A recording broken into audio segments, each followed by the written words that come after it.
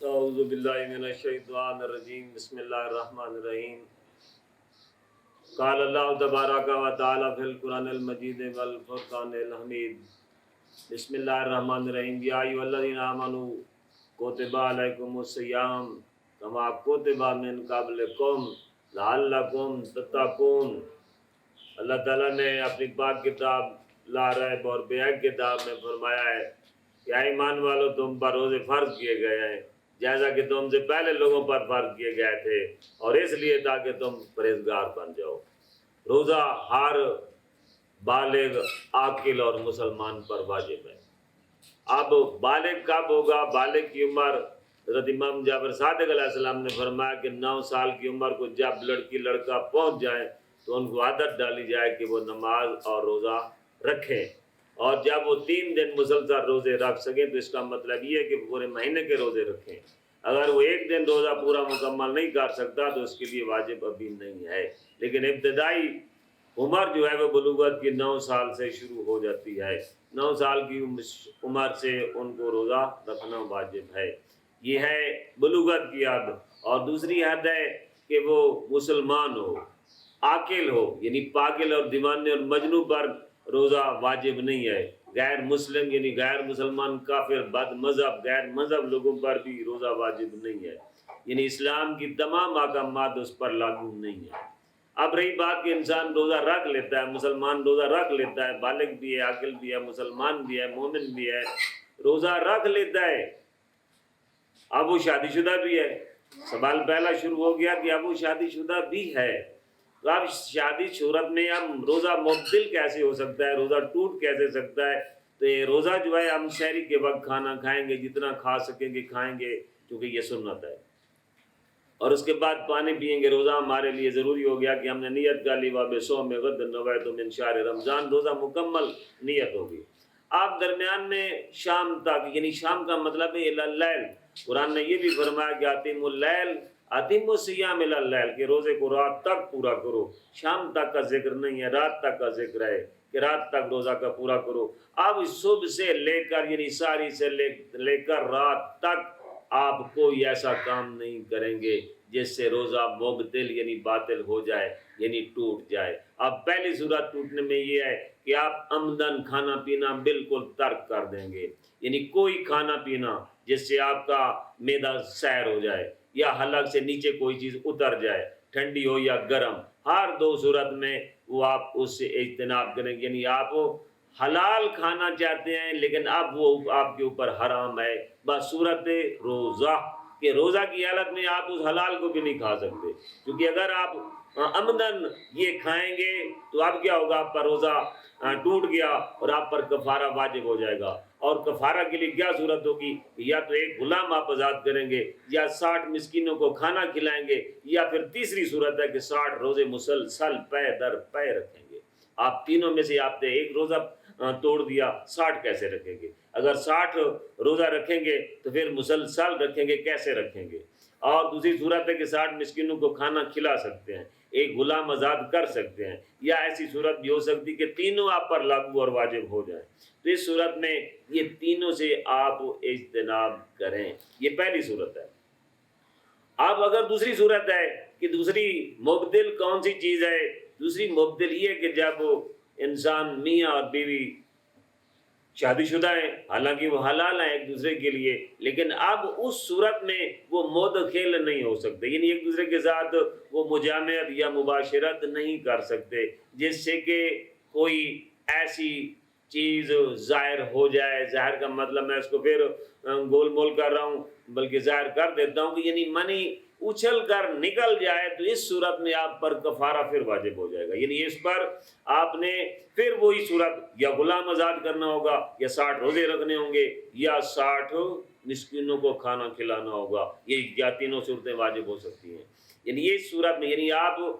روزے کی حالت میں میاں اور بیوی ایک دوسرے کے قریب نہ آئیں، بوس و کنار نہ کریں، کیا کہیں گے ایسا نہ ہو کہ آپ کے جذبات مشتعل ہو جائیں، اور جذبات مشتعل ہونے کی صورت میں ایسا بھی ہو سکتا ہے کہ آپ کا روزہ باطل ہو جائے یا قریب ترین مکروہات کے قریب سے گزر جائے۔ تو اس صورت میں آپ لوگوں کو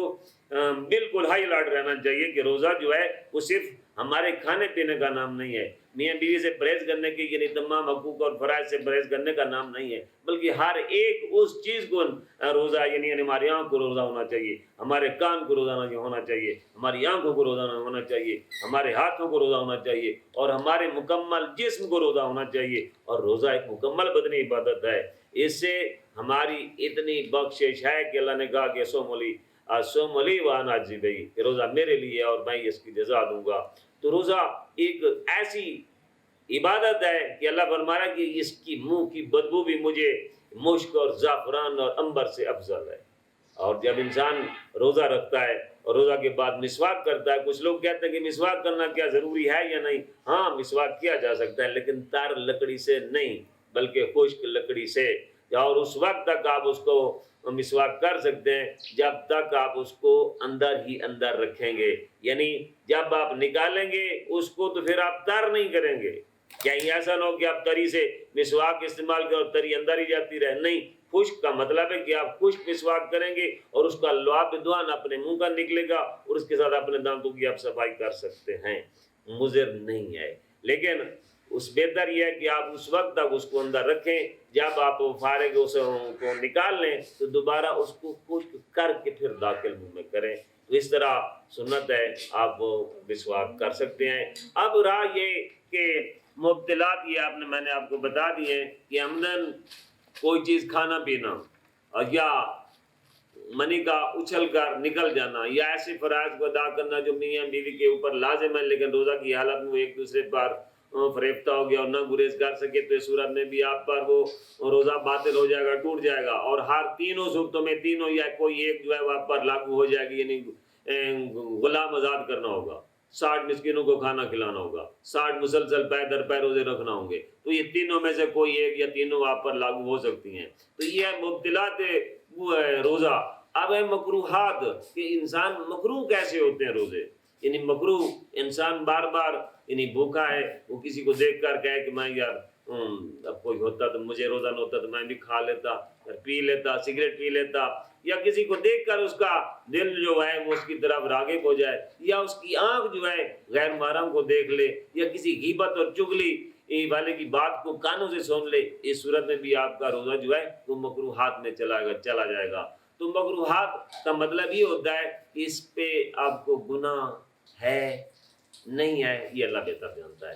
کیونکہ مکروہ اس کو کہتے ہیں جو نہ حلال ہے نہ حرام ہے، اب اس کے درمیان میں ہے، جیسے مستحب ہے، مستحب کو کر لیں ٹھیک ہے، نہ کریں ٹھیک ہے، لیکن مکروہات کے قریب نہیں جانا چاہیے۔ مکروہات ہیں یہ چیزیں، ان سے گریز کرنا چاہیے کہ ہم عمدن ایسے کام کریں، بازار میں سر عام چلیں، لوگوں کی طرف دیکھیں، یا اچھے اور برے گالی گلوچ کریں، اور تیسری ایک صورت اور بھی ہے کہ ہم عمدن اللہ پر، اللہ کے رسول پر اور ائمہ علیہ السلام پر عمدن کو افترا کریں، جھوٹ بولیں، تو اس پر بھی روزہ ٹوٹ جائے گا، یعنی مبتلات میں آ جائے گا، اور اس پر بھی بہت بڑا جرم آپ پر لاگو ہو سکتا ہے، ان تینوں صورتوں میں کہ کوئی تین یا کوئی ایک لگ سکتی ہیں۔ تو اللہ کرے کہ آپ لوگ ان باتوں کو سمجھ سکیں، اور یقیناً آپ کو یہ باتیں میری اچھی لگی ہوں گی۔ ہاں البتہ آپ کوئی اور سوال پوچھنا چاہتے ہیں، ایک سوال رہ گیا ہے،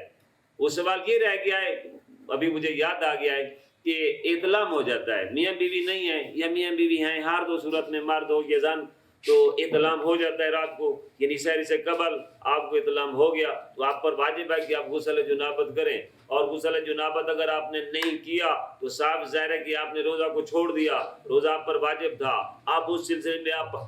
آپ پر روزہ واجب ہے کہ آپ روزہ اس کا رکھیں گے، اور اطلام کی صورت میں آپ اس سحری سے قبل اس کو یعنی غسل کریں گے، غسل جنابت کریں گے، اور اس کے بعد روزہ آپ نے سحری کھائی یا نہیں کھائی، آپ نے روزہ کی نیت کر لینی۔ ہاں آپ نے روزہ رکھ لیا، اب آپ کو دوپہر کو سو گئے اور شام تک آپ کسی وجہ سے سوئے، اور سونے کے بعد آپ محتلم ہو گئے، یعنی اطلام ہو گیا، کپڑے خراب ہو گئے، اب روزہ نہیں ٹوٹا، آپ سمجھے کہ میں روزہ افطار کر لوں، نہیں، اب روزہ آپ کا ہے لیکن آپ پر غسل واجب ہے، آپ غسل کریں گے، غسل کے بعد آپ نماز پڑھیں گے، بس، یعنی آپ کا روزہ باطل درمیان روزہ، یعنی روزہ کے درمیان آپ سو گئے، دوپہر کو قلولہ کر لیا، تو اس صورت میں آپ کا روزہ مستند پکا ہے، لیکن آپ پر غسل واجب ہے، آپ نے غسل کر لینا ہے، بس ٹھیک ہے۔ ایک اور سوال یہاں پہ رہ گیا ہے کہ اس صبح سے جو ہے نا ایک عورت تھی، اس نے روزہ رکھا لیکن شام سے قبل ہی یعنی افطاری کے 2 گھنٹے قبل 5 بجے کے قریب اسے حیض شروع ہو گیا۔ اب حیض کو شروع ہوتے ہی اب وہ پریشان ہو گیا، اب میں کیا کروں؟ اب اس کے لیے یہ ضروری ہے کہ وہ روزہ کو اسی وقت افطار کر دے، بجائے اس کے کوئی شام تک جائے وہ گناہ ہے، اس سے پہلے ہی اس کو افطار کر لے۔ اب افطاری کا مطلب یہ ہے کہ اب اس کے بعد جو افطاری آج کا اس روزہ جو ہے شام کا جو اس نے رکھا تھا 7 8 10 12 گھنٹے رہ گئے اس نے رکھا، اب اس کا روزہ اس روزے کا وہ اس دن کا قضا کرے گی، اس پر واجب ہے کہ وہ کسی اور مہینہ میں اس کا روزہ کو واجب ادا کرے۔ اور دوسری صورت میں اگر اب اس کے بعد جو پہلا دن اس کا حیض کا شروع ہو گیا 1 2 اور 3 دن کے لیے جو ہے وہ اس کے لیے واجب ہے، اس عورتوں کے 3 دن ہوتے ہیں، کچھ کے 4 کے، کچھ کے 5، کچھ کے 7، کچھ کے 10، حتیٰ کہ 10 تک لمٹ ہے حیض کی۔ اگر آپ 10 سے بعد چلے جاتے ہیں کہ عورت 10 سے 12 دن لے گئی ہے تو اب اس کا مطلب یہ ہے کہ اس کو 10 دن تک غسل کرنا اس پر واجب ہو گیا، اور اب باقی 2 دن جو ہیں اس کے استحاضہ کیا ہے، اور استحاضہ ایک بیماری ہے، بیماری میں اس پر رعایت نہیں ہے، روزہ اس پر واجب ہے 2 دن کا، باقی 10 دن جو گزر گئے ہیں وہ اس پر لاگو نہیں ہے کہ 10 دن اس کے لیے استثناء ہے۔ مالک نے حیض میں جتنے بھی عورتیں ہوتی ہیں حیض میں اس ساری عورتوں کے لیے استحاضہ میں استحاضہ میں نہیں، حیض میں ان کے لیے رعایت ہے کہ 7 دن ہے، 3 دن ہے، 5 دن ہے، یا حتیٰ کہ آخری 10 دن ہے، ان کے لیے استثناء ہے کہ ان روزوں کی قضا ان پر واجب نہیں، جبکہ دوسرے روزوں کی قضا ہر آدمی پر واجب ہے کہ جو روزہ نہیں رکھے گا اس کے لیے وہ روزے کی قضا کرے گا۔ ہاں 2 صورتیں اور بھی ہیں، روزہ کن لوگوں پر واجب ہے؟ پہلے میں نے بتا دیا عمر کی یاد، یعنی غریب لوگ روزہ رکھیں گے، امیر لوگ روزہ رکھیں گے، یعنی امیر اور غریب کالے اور گورے میں کوئی فرق نہیں۔ ہاں البتہ کوئی بوڑھا ہو گیا ہے، بوڑھا آدمی اب روزہ رکھتا تھا لیکن اب روزہ نہیں رکھ سکتا، اب وہ کیا کرے؟ اس صورت میں وہ کیا کام کرے؟ ایک مد کھانا وہ کسی غریب اور مسکین کو صدقہ کرے، اور دوسری بات کہ کسی 1 کلو گرام جو ہے وہ روزانہ کے حساب سے کسی غریب کو صدقہ دے دے۔ یہ بھی ضروری ہے کہ اس کا کفارہ اس سے اتر گیا کہ اب وہ روزہ جو تھا وہ نہیں رکھ سکتا تھا، وہ بیمار تھا، علیل تھا، اور اللہ نے طویل ہو گیا۔ اب مسافر پر بھی روزہ باز نہیں ہے کہ آپ لوگ یہاں سے سفر کر گئے اور کہیں دور چلے گئے، حتیٰ کہ 12 بجے تک آپ 12 بجے تک آپ واپس نہیں آ سکتے، تو آپ کا روزہ جو ہے وہ قصر ہو گیا، یعنی جب آپ قصر میں راستے میں جائیں گے تو آپ روزہ کو افطار کر سکتے ہیں، جیسے نماز قصر ہے اسی طرح روزہ بھی آپ قصر کر سکتے ہیں۔ وَمَا عَلَيْنَا إِلَّا الْبَلَاغُ الْمُبِينُ۔ وَالسَّلَامُ عَلَيْكُمْ وَرَحْمَتُ اللَّهِ وبرکاتہ۔